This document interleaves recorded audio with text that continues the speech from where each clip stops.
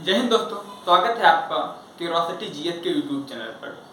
आज हम बात करेंगे या हम आपसे अगर बात कर पा रहे हैं तो ये किसकी बदौलत है। अगर तो हम किसी को श्रेय देना चाहते हैं कि हम आपसे बात कर पा रहे हैं, हम अपने देश में सुरक्षित रह रहे हैं, हम देश में अपने रात की जो नींद लेते हैं ना, हम लोग चैन से ले पा रहे हैं, कम से कम आप चैन से सो तो पा रहे हैं, तो ये किसको श्रेय जाता है? ये हमारे भारत देश के सैनिकों को श्रेय जाता है। आज हम बात करेंगे 13 अप्रैल के दिवस के बारे में। इस दिन हमारी भारतीय सेना कौन सा दिवस मनाती है?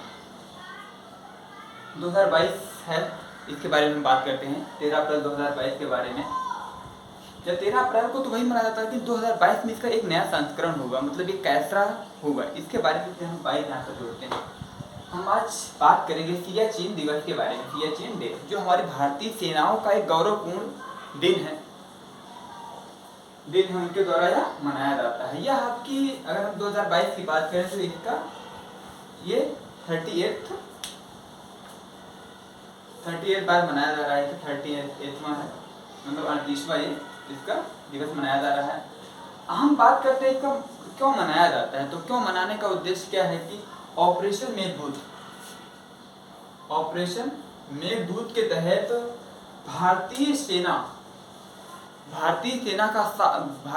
की साहस, वीरता, शौर्य और उनके अपने देश के प्रति देशभक्ति को सम्मानित करने के लिए यह दिवस मनाया जाता है कि वो जो समर्पण भाव से अपने देश की सेवा करते हैं उनके लिए एक सम्मान पूर्वक उनको सम्मान दिया जाए और वो अपने जीवन की जो आहुति देकर अपने आप को समर्पित करके हमारी रक्षा करते हैं, इसके लिए उनको सम्मानित किया जाए। इसके उद्देश्य से हम कौन सा दिवस क्या वो इसको मनाते हैं और इसके लिए सम्मान दिया जाता है। हमें भी सम्मान देना चाहिए हर राष्ट्र के उन हर एक सैनिकों को जो हमारे जीवन का, या हम ये कह सकते हैं कि हमारे जीवन रक्षक वही हैं। अगर वो नहीं होते तो शायद हम यहाँ पर आपसे बात करने योग्य ना होते। समझ रहे हैं आप जो सुख जीवन की जिंदगियाँ जी रहे हैं ना, ये आपके संभव नहीं हो पाता अगर वो वहाँ पर सैनिक जो वहाँ पर -40 डिग्री सेल्सियस टेम्परेचर पर रहकर अपने जीवन को हमेशा समर्पित भाव से देशभक्ति करते हैं। आप सोच नहीं सकते उनका जीवन कैसा होगा। आप जब ठंडियों में देखते हैं, चलिए आगे देखते हैं, यहाँ पर हम पहुँचेंगे, पहले हम देखते हैं आखिर क्यों। दूसरी चीज़ है क्यों।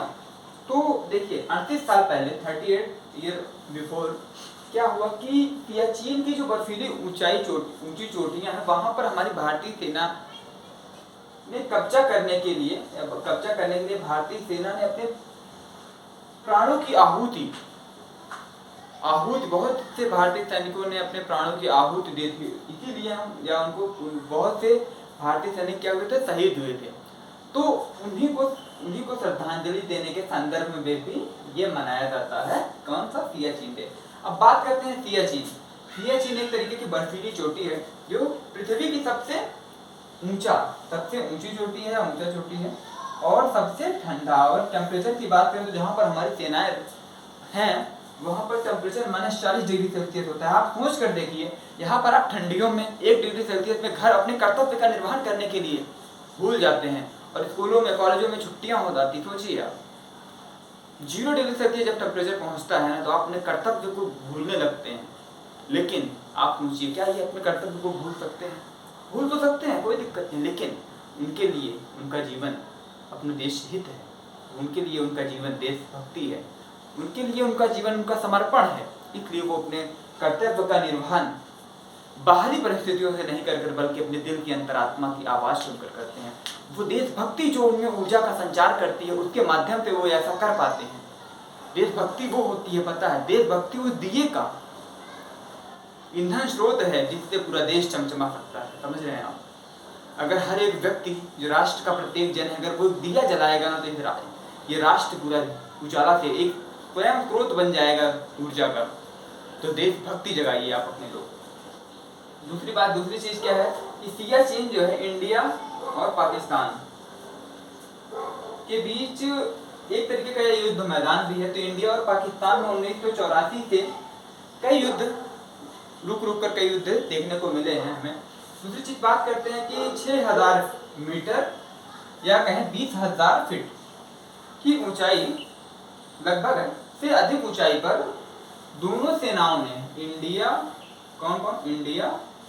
और पाकिस्तान की दोनों सेनाओं ने सैन्य की उपस्थिति मतलब सैन्य उपस्थिति वहां पर कर ली है। कितनी ऊंचाई पर? 6000 मीटर या कहें 20,000 फीट की ऊंचाई पर उन्होंने अपनी उपस्थिति कर ली है। जय हिंद दोस्तों। देखिए मैं आपको यहाँ पर इसके बारे में बता रहा हूँ तो इसका तात्पर्य ये नहीं है कि मैं भी ये कर रहा हूँ। जब तक हम अपने जीवन में, देखिए कोई व्यक्ति बता रहा है इसका मतलब ये नहीं कि वह व्यक्ति अपने अंदर इम्प्लीमेंट कर पाया है उस चीज़ को। तो हम यहाँ कोशिश करते हैं कि हम भी अपने जीवन में इसे उतारेंगे। देखिए देशभक्ति जो होती है वो अंदर बसती है लोगों के, बाहर कहने से कुछ नहीं होता। हम बहुत नारे लगाते हैं लेकिन घर के अंदर बैठकर हमारी अंतरात्मा खुद नारे लगाने के लिए तो कहती है, लेकिन स्वयं को समर्पण जैसा भाव नहीं होता हमारे लिए। हमारे देश की जो मूलभूत समस्याएं हैं उनको प्रति सोचने के लिए हम जिम्मेदार नहीं होते। क्यों? क्योंकि हम इतने सचेत नहीं होना चाहते, क्योंकि हमारे अंदर समर्पण का भाव है ही नहीं। समझ रहे हैं आप?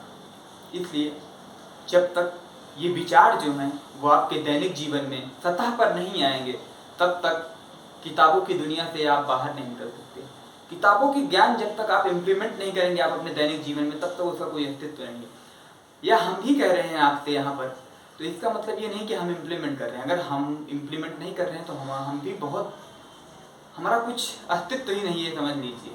हम भी देश में रहकर भी एक आतंकवादी ही हैं अगर हम ऐसा नहीं कर पा रहे हैं। आप समझ सकते हैं, क्योंकि देखिए